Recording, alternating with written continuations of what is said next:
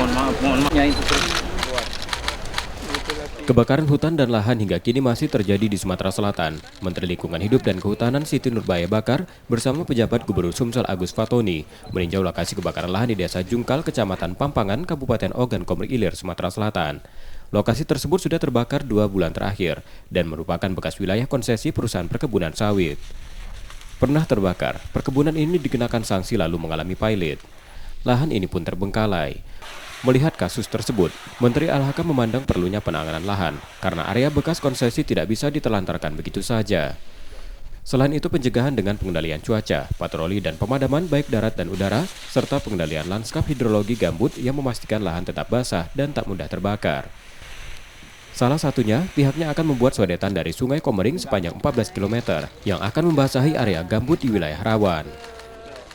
Bahwa ada persoalan apa sih sebetulnya yang harus lengkap ditangani gitu. Kita nggak cukup hanya ada api dipadamkan terus selesai, nggak bisa. Ini kelihatannya mesti diterusin observasinya, penanganannya, termasuk abis ini nih kalau udah musim hujan ini mesti harus dilihat lagi apa yang terjadi sih sebetulnya.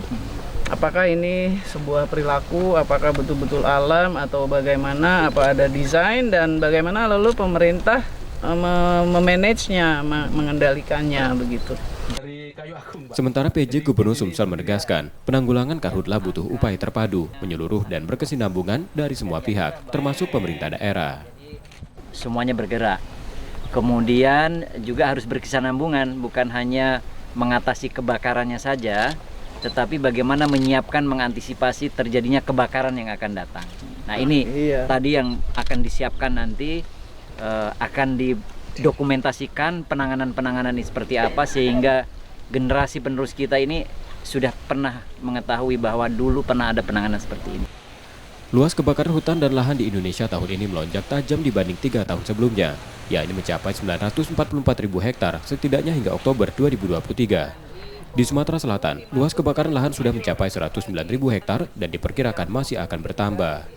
M. Rizky Nurmizan, Kompas TV, Ogan Komering Ilir, Sumatera Selatan.